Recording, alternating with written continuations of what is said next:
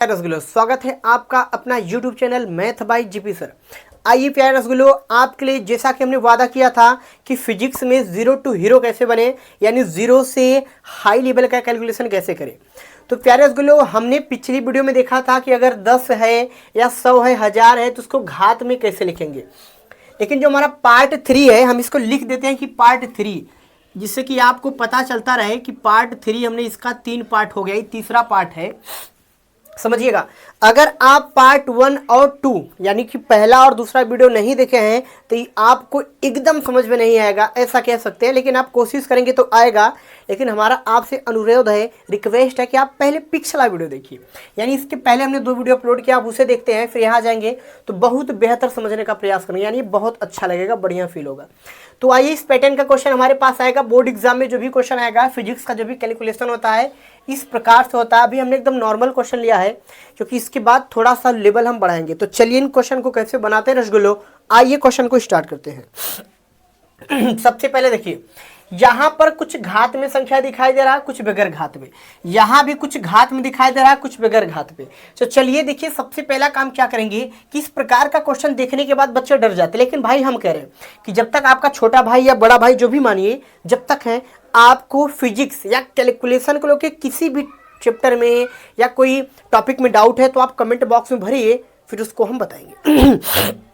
तो चलिए अब क्या करेंगे, सबसे पहले मैं इनको हल करने का एक आपको प्रोसेस बता देते हैं, जो बहुत अच्छा तरीका लगता है, जो हमने अभी अपनाया था। तो क्या तरीका है कि जो घात वाली संख्या है उनको एक साइड कर लीजिए, बेगर घात वाली संख्या एक साइड।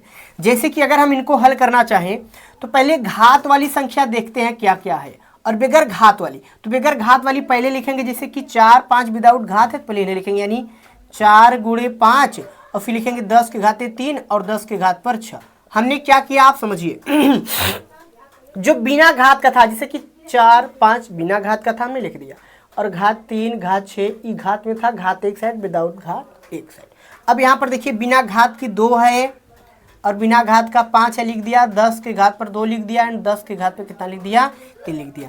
अब देखिए यहाँ पर अब हम इसको क्या कर सकते हैं, सबसे पहला काम कि अगर यहाँ पर कुछ चीज कट रहा है तो आप उसको काट दीजिए, नहीं कट रहा छोड़ दीजिए। तो जो चीज कट रहा है हम उसको काट रहे हैं, जैसे कि हमारा 5 से 5 कट जा रहा है, 2 से कट जा रहा है, 2 बरिया में बचा क्या, 2 गुणे 10 के घात पर 3 गुणे 10 के घात पर 6, और बटे क्या चला है सॉरी 10 के घात पर 2 गुणे 10 के घात पर 3। इसको एक बार लिख देते हैं, समझाने के लिए हम इसको लिख दिए।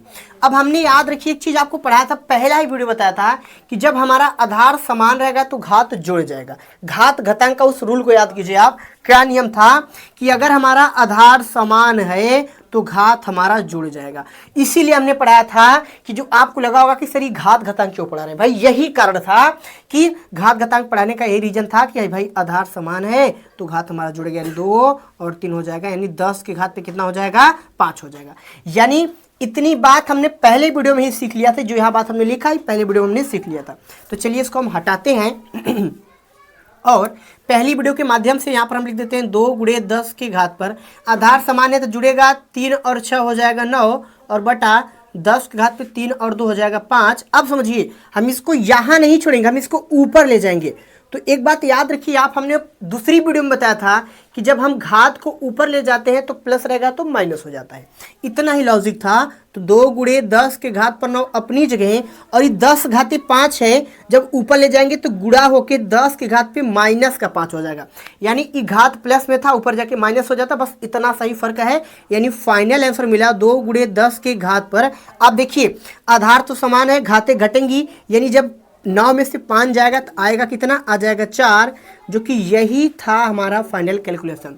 देखिए आपका कॉन्फिडेंस कुछ तो बढ़ा कुछ कॉन्फिडेंस आपका बढ़ा इस क्वेश्चन को देख करके कि कितना सिंपल और लॉजिक तरीके से क्वेश्चन चल रहा है।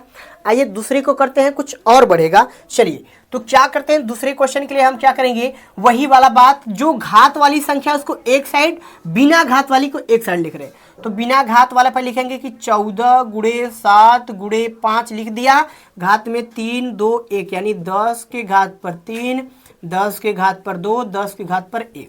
इसके बाद इसका बटा चल रहा है 4 गुणे 7 गुणे 5 सॉरी और 10 के घात पर 2, 3 2, यानी 10 के घात पर 2 गुणे 10 के घात पर 2 गुणे 10 के घात पर 3। यानी साथियों हमने सब कुछ लिख दिया, कुछ छूटा नहीं छूटा। ठीक है, अब वही प्रोसेस काटने वाली बात कर लेते हैं। जो कटे उसे काट दीजिए आराम से। जैसे कि हमारा 7 से 7 कट जा रहा है, 5 से 5 कट जा रहा है। अब जो नहीं कटा इसको हम काटना चाहें तो 2 दूना 4 और 2 सत्ते 14। नॉर्मली हमने काट लिया, अब इसको फिर लिखेंगे क्या बचा। तो देखिए यहाँ 7 बचा था, 7 लिख दिया, गुणे 10 के घात पर 3, 10 के घात पर 2 और 10 के घात पर 1 बटा चल रहा है 2 गुणे और 10/2, यानी 10/2 को ऐसे लिखेंगे, सॉरी 10/2 ने घात 2 और 10 के घात पर 2, 10 के घात पर 3। अब क्या करेंगे, आधार समान है तो घाते जुड़ जाएंगे। देखिए सबका आधार समान दिख रहा है, इन सबका आधार समान है, घाते जुड़ेंगे। यानी 7 गुणे 10 के घात पर 3 और 2 5 और 1 6, 10 के घात पे 6 और 2 गुणे देखिए 10 के घात पर 2 2 4 4 3 हो जाएगा 7, यानी हो जाएगा हमारा ईशा। यहां तक आप बढ़िया समझ पा रहे होंगे। यहां तक जो भी हमने किया ऐसा कुछ नहीं किया जो आपको समझ में ना आया हो। फिर भी अगर नहीं आया तो कमेंट बॉक्स आपका खाली है, भर सकते हैं। चलिए अब क्या करते हैं कि अब हमें क्या करना है, जितनी भी संख्या है इनको फटाफट हटा देनी है। तो जैसे कि हम 7 में अगर 2 का भाग देते हैं तो हो जाएगा 3.5 और गुणे 10 के घात पर 6 चल रहा है। जरा एक बात समझिए कि अब हम यहाँ 10 के घात पे 7 बचा है, अब हम इसको ले जाएंगे ऊपर।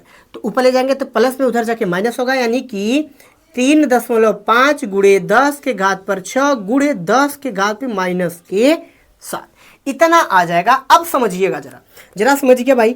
3.5 गुणे 10 के घात पर हमने 10 लिख दिया। अब यहाँ बात समझते हैं, जब भी छोटी संख्या में से बड़ी संख्या घटाएंगे एक बात याद रखिए। जैसे कि हमने 1 में से घटा दिया 2 तो 1 आएगा लेकिन माइनस का। जैसे 4 में से घटा दिया 5, 1 आएगा लेकिन माइनस का। जैसे 12 में से घटा दिया 13, 1 आएगा लेकिन माइनस का। जब भी हम छोटी संख्या में से बड़ी संख्या घटाएंगे तो चिन्ह हमेशा क्या लगाएंगे, हम माइनस का। क्यों लगाएंगे, क्योंकि जो भी हमारा बड़ी संख्या रहेगा हमेशा माइनस में रहेगा। जैसे आप देखिए ये भी माइनस में, ये भी माइनस में, ये भी माइनस में, छोटी संख्या से प्लस में है तो बड़ी संख्या माइनस है तो माइनस का 1। ई भी हमारा क्या हो गया, फाइनल का कैलकुलेशन।